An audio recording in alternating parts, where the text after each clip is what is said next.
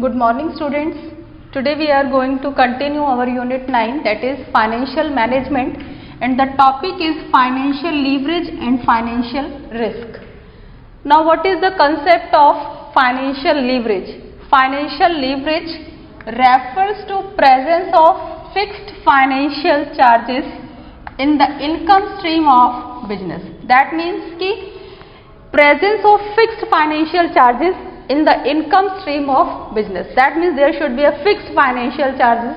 That means inclusion of fixed cost capital, that means borrowed capital and preference capital along with the equity share capital. That means in the firm there must be a presence of fixed financial cost along with equity share capital. That means कि firm में जो भी हम amount ले रहे हैं उसमें हमारा फिक्स्ड कॉस्ट कैपिटल भी होना चाहिए प्लस इक्विटी शेयर कैपिटल की भी प्रेजेंस का होना जरूरी है. फिक्स्ड कॉस्ट कैपिटल में हमारे डेब्ट capital, that means borrowed capital और प्रेफरेंस शेयर आते हैं, जिनकी की कॉस्ट फिक्स होती है. कंपनी में इनका परसेंटेज फिक्स होता है, चाहे कंपनी को प्रॉफिट हो या लॉस हो, इनको एक फिक्स परसेंटेज हमें देना पड़ता है. That is known as fixed financial cost. और इक्विटी शेयर होल्डर्स के साथ कंडीशन क्या है कि कंपनी को प्रॉफिट होगा तो इनको प्रॉफिट मिलेगा, लॉस होगा तो ये लॉस के केस में प्रॉफिट की डिमांड नहीं करते और ये कंपनी पे कोई लीगल एक्शन नहीं ले सकते. तो दैट मीन्स जो हमारा फाइनेंशियल लीवरेज है, that means it means inclusion of fixed cost capital, that means borrowed और preference along with the equity share capital. और जब हम कंपनी में फाइनेंशियल लीवरेज रेशियो इंक्रीज होता है तो उससे कंपनी में जो कॉस्ट, जो टोटल कैपिटल है उसमें जो कॉस्ट है वो हमारी थोड़ी सी सही रहती है, कंपनी के लिए प्रॉफिटेबल रहता है. क्योंकि कंपनी अगर सारा पैसा इक्विटी शेयर होल्डर से लेने लगेगी तो उसमें बहुत सारे कंपनी को डिसएडवांटेजेस भी है. बेनिफिट तो है लेकिन उसके साथ डिसएडवांटेज क्या है कि नंबर ऑफ जो कंपनी का कंट्रोल है वो उतने नंबर ऑफ पीपल्स के हैंड में चला जाएगा. कंपनी को ज्यादा प्रॉफिट होगा तो इक्विटी शेयर होल्डर ज्यादा डिमांड करेंगे. दैट मीन्स कि मिक्सचर होना चाहिए. कुछ पैसा डेब्ट से ले लिया, दैट मीन्स कुछ पैसा हमने प्रेफरेंस से और बोरोड कैपिटल से ले लिया और कुछ पैसा हमने इक्विटी शेयर होल्डर से ले लिया. नेक्स्ट आता है financial risk. Financial risk refers to the risk of not able to cover fixed financial cost. अब क्या होता है कि inability to pay the fixed financial cost. Company ने कुछ पैसा जो है फिक्स्ड फाइनेंशियल कॉस्ट से लिया है, दैट मीन्स कुछ डिबेंचर से ले लिया है और कुछ पैसा प्रेफरेंस से और लोन इस तरह से ले लिया है. अब क्या है कि कंपनी के ऊपर फिक्स्ड बर्डन है, दैट मीन्स कि इनका इंटरेस्ट हर कंडीशन में कंपनी को पे करना है. कंपनी इनके इंटरेस्ट पेइंग में बिल्कुल डिले नहीं कर सकती और अगर डिले करेगी तो वो लीगल एक्शन ले सकते हैं. दैट मीन्स अगर कंपनी इस सिचुएशन में नहीं है कि कंपनी इनका जो इंटरेस्ट है वो ऑन टाइम पे कर सकती है तो that is known as financial risk. That means inability to pay the fixed financial cost, that is known as financial risk. Is it clear? Financial leverage में क्या है कि inclusion of fixed cost capital along with equity. और financial risk क्या है बेटा, वही कि जो हमने fixed financial cost से amount लिया है अगर हम उसको on time नहीं पे कर पा रहे तो that is known as financial risk. Inability to pay the fixed financial cost is known as financial risk. This is the concept of financial leverage and financial risk. Now trading on equity. What is the meaning of trading on equity? Trading on equity means to raise fixed cost capital, that means borrowed plus preference capital on the basis of equity shareholders as to increase the income of equity shareholders. क्या कहने का मतलब हुआ कि हमें raise करना है amount कहाँ से, फिक्स्ड कॉस्ट कैपिटल से, that means borrowed capital and preference share capital. किस पर्पज से? As to increase the income of equity share holders, ताकि हम इक्विटी शेयर होल्डर्स के इनकम को इंक्रीज कर सके. बट ये ऐसा तभी पॉसिबल है जब जो ROI है, return on investment, is greater than the rate of interest on borrowed capital. जो हमें रिटर्न हो रहा है, जो हमें हमारे इन्वेस्टमेंट पे जो अमाउंट रिटर्न हो रहा है उसका परसेंटेज हमारा किससे ग्रेटर होना चाहिए, रेट ऑफ इंटरेस्ट और dividend on fixed financial cost. अभी मैं इस लाइन को आपको एग्जाम्पल से प्रूव करूंगी, हम आगे एग्जाम्पल डिस्कस करेंगे. अब क्वेश्चन ये आता है जो कंपनी में फिक्स फाइनेंशियल कॉस्ट, जो हम फिक्स फाइनेंशियल कॉस्ट से अमाउंट रेज करते हैं, जैसे हमारे डेब्ट है, प्रेफरेंस शेयर होल्डर्स है, इनका परसेंटेज फिक्स होता है. फिक्स होता है और ये कंपनी में सिर्फ अमाउंट देंगे और उनको परसेंटेज से मतलब है, किसी एक्टिविटी में कोई इन्वॉल्वमेंट नहीं है। बट ये जो इसके जो ऑनर्स होते हैं, जो लैंडर्स होते हैं, ये चाहते हैं कि इनका जो इन्वेस्टमेंट है वो बिल्कुल सेफ रहे।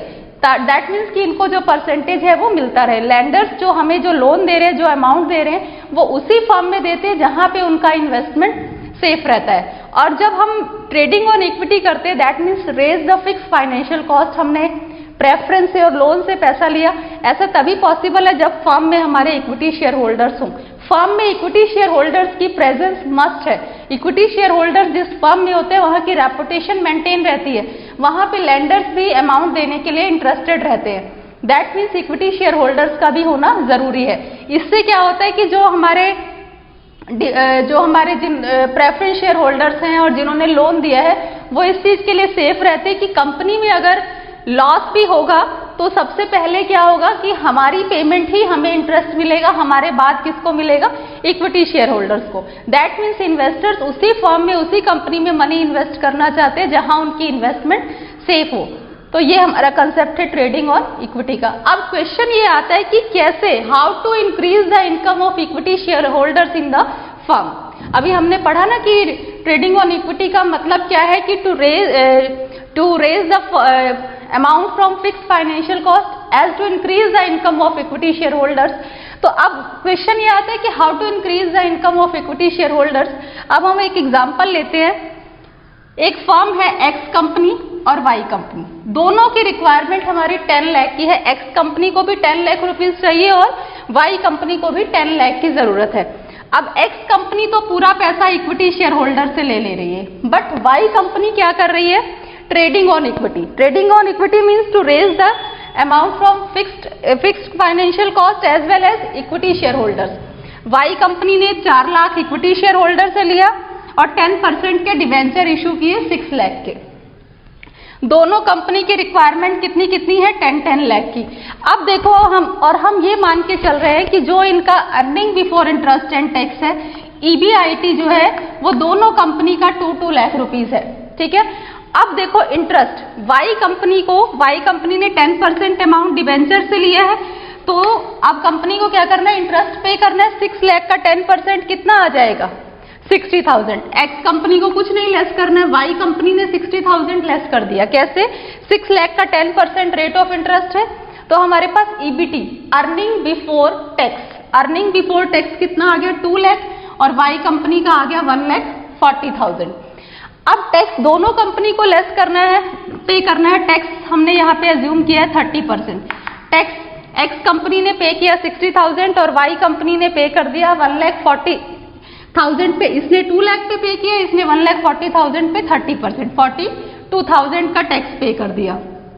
उसके बाद अब जो है एक्स कंपनी का अर्निंग आफ्टर टैक्स कितना आ गया? 1,40,000 और वाई कंपनी का अर्निंग आफ्टर टैक्स कितना आ गया? 98,000। अब number of equity share holders कितने हैं? एक्स कंपनी ने कितना लिया हुआ है? 10 लाख और एक शेयर का प्राइस कितना है? 10 रुपीज, यानी कि इसके नंबर ऑफ शेयर्स 1 लाख है। वाई कंपनी ने 4 लाख लिया है 10 पर शेयर के अकॉर्डिंग, इसका कितना है नंबर ऑफ शेयर? 40,000। तो अब हम देखेंगे, ये तो हमारा अर्निंग आफ्टर टैक्स आ गया। अब हमें EPS, अर्निंग पर शेयर, कि एक्स कंपनी के शेयर होल्डर्स को अर्निंग पर शेयर कितना मिल रहा है और वाई कंपनी के शेयर होल्डर्स को अर्निंग पर शेयर कितना मिल रहा है। तो earning after tax x company का कितना आया है? 1,40,000 और नंबर ऑफ शेयर्स कितने हैं? 2 लाख। तो दैट मीन्स ये हमारा आ गया नंबर ऑफ शेयर जो एक्स कंपनी के हैं वो हमारे कितने हैं? 1 लाख। तो एक्स कंपनी का हमारा अमाउंट अर्निंग पर शेयर कितना आ गया? 1.40। अब ऐसे ही वाई कंपनी का अर्निंग आफ्टर टैक्स कितना है? 98,000 और इसके नंबर ऑफ शेयर्स कितने हैं? 40,000। दैट मीन्स जो वाई कंपनी के इक्विटी शेयर होल्डर्स है उसका जो अर्निंग पर शेयर है वो कितना आया? 2.45। अब इस एग्जांपल से ये चीज बिल्कुल क्लियर हो जा रही है कि एक्स कंपनी के शेयर होल्डर्स को 1.40 रुपीज पर शेयर के अकॉर्डिंग और वाई कंपनी के शेयर होल्डर्स को 2.45 पर शेयर के अकॉर्डिंग मिल रहा है। दैट मीन्स कि कौन सी कंपनी के शेयर होल्डर्स को ज्यादा बेनिफिट हो रहा है वो इस एग्जांपल से क्लियर हो रहा है कि वाई कंपनी के जो शेयर होल्डर्स है उनको शेयर का प्राइस ज्यादा मिल रहा है, कितना? 2.45। दैट मीन्स कि वाई कंपनी जो है वाई कंपनी किसका बेनिफिट ले रही है? ट्रेडिंग ऑन इक्विटी का। ठीक है, वाई कंपनी कौन सा कंसेप्ट फॉलो कर रही है? Trading on equity. Trading on equity की अब मैं लाइन रिपीट कर रही हूँ। ट्रेडिंग ऑन इक्विटी का मतलब क्या है? To raise fixed financial cost on the basis of equity share holders as to increase the income of equity share holders. Firm ने क्या किया? टू फिक्स फाइनेंशियल कॉस्ट से भी लिया और इक्विटी से भी लिया, तो वाई कंपनी के शेयर होल्डर्स को ज्यादा बेनिफिट मिल रहा है। अब मैंने वहां पर एक लाइन और बोली थी कि ऐसा तभी पॉसिबल है when ROI is greater than the rate of interest of the company. अब यहां पे रेट ऑफ इंटरेस्ट कितना है? 10%। ठीक है, अब हम देखते हैं कि हमारी कंपनी का ROI कितने परसेंट है। ROI कैसे निकलता है? EBIT, हमारा earning before interest and tax कितना है? 2 लाख, और टोटल इन्वेस्टमेंट हमने कितना किया? 10 लाख, यानी कि ROI हमारा कितने परसेंट है? 20%। तब ये जो ट्रेडिंग ऑन इक्विटी है ये कब बेनिफिशियल है? जब हमारा जो ROI है, return on investment, is greater than the rate of interest on borrowed capital. अगर इससे ज्यादा है, देखो हमें इंटरेस्ट पे करना है 10% और हमारे पास रिटर्न कितना आ रहा है? 20%। ये बेटा ट्रेडिंग ऑन इक्विटी तभी बेनिफिशियल है। अगर रिटर्न ऑन इन्वेस्टमेंट इस इंटरेस्ट से कम हो गया तो ये कंडीशन हमारे लिए बेनिफिशियल नहीं है। मेरी बात समझ में आ गई? ट्रेडिंग ऑन इक्विटी कब बेनिफिशियल है? When ROI is greater than the rate of interest on fixed cost capital. इसके इंटरेस्ट से ज्यादा होना चाहिए। ये आपको मैंने एग्जांपल में बता दिया। अब इसका हम रिवर्स लेते हैं, जब हमारा ROI लेस होगा तब क्या होगा? जैसे फॉर एग्जांपल अभी यहाँ पे EBIT 2 लाख है, हम ले लेते हैं EBIT यहाँ पे 80,000 ले लेते हैं। अब हमने ले लिया EBIT, सिर्फ मैंने चेंज किया, EBIT कितना ले लिया? 80,000। अब ये अमाउंट चेंज हो जाएगा,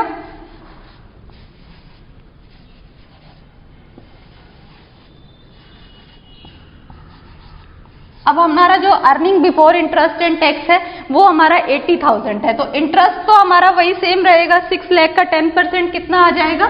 60,000 का इंटरेस्ट आ गया। That means earning before tax 80,000 tax company का, वाई कंपनी का कितना आ जाएगा? 20,000। ये हमारे पास EBT आ गया। अब हमें टैक्स लेस करना है।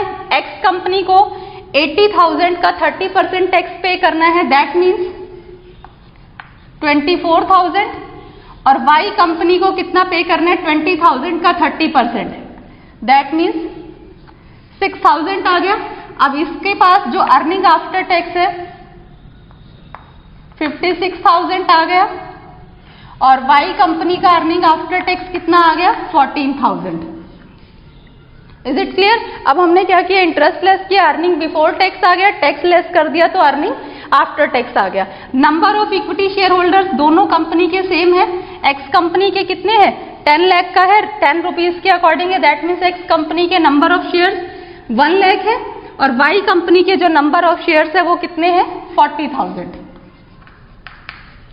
अब हम अर्निंग पर शेयर निकाल सकते हैं। कैसे निकालेंगे? अब देखो, एक्स कंपनी में अर्निंग आफ्टर टैक्स कितना आया? 56,000, और नंबर ऑफ शेयर्स कितने हैं? 1 lakh.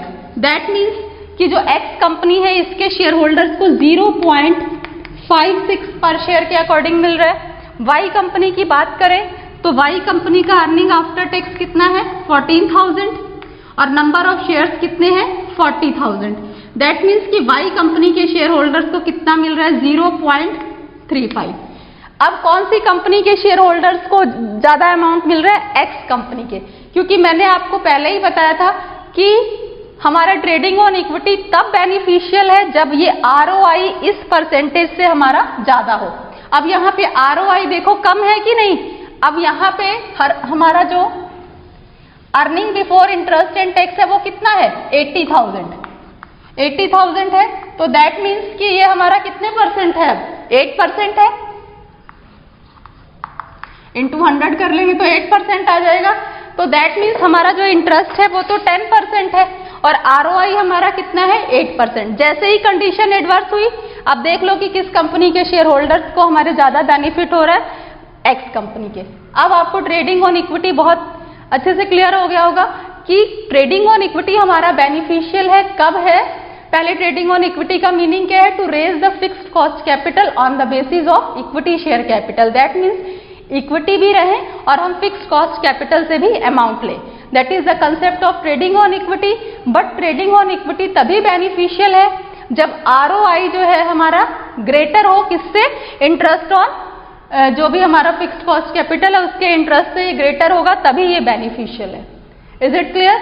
Now what is the significance of trading on equity? Trading on equity का सिग्निफिकेंस वही है कि ट्रेडिंग ऑन इक्विटी में हम अपने इक्विटी शेयर होल्डर्स की इनकम को इंक्रीज करते हैं। कैसे? On the basis of fixed financial cost. Is it clear? Now what is the limitation of trading on equity? Trading on equity का लिमिटेशन क्या है कि when the company has regular earning, जब company के पास रेगुलर अर्निंग होगा तभी हमारा ट्रेडिंग ऑन इक्विटी बेनिफिशियल है। रीजन क्या है बेटा कि इन केस अगर हमने डिबेंचर से पैसा ले लिया, लोन से पैसा ले लिया और अगर हम इनका इंटरेस्ट नहीं दे पाए तो कंपनी के लिए वो एडवर्स कंडीशन हो जाएगी। तो ट्रेडिंग ऑन इक्विटी तभी बेनिफिशियल है जब कंपनी के पास रेगुलर इनकम हो। Second, when earning of company are higher than the rate of interest on डेब्ट। अभी बताया ना कि ये जो अर्निंग है ये इससे हायर होनी चाहिए, इंटरेस्ट ऑन डेब्ट या डिविडेंड ऑन प्रेफरेंस शेयर, तभी ट्रेडिंग ऑन इक्विटी बेनिफिशियल है, अदरवाइज नहीं। जैसे इस कंडीशन में बेनिफिशियल नहीं है। ये कब हमारे लिए बेटर है? जब हमारी अर्निंग जो है वो इंटरेस्ट ऑन डेब्ट से हायर होगी। Third, when the company has sufficient fixed asset to offer as security to lenders. अब बात क्या है कि लेंडर्स जैसे डिबेंचर होल्डर्स है जो हमारी फर्म को लोन दे रहे हैं, वो कब हमें पैसा देंगे, कब इन्वेस्टमेंट करेंगे? जब हमारे पास सफिशिएंट अमाउंट में एसेट है, क्योंकि वो अपने अमाउंट को सिक्योर रखना चाहते हैं। तो that is the concept of trading on equity. Hope so this lecture is clear to everyone. Thank you.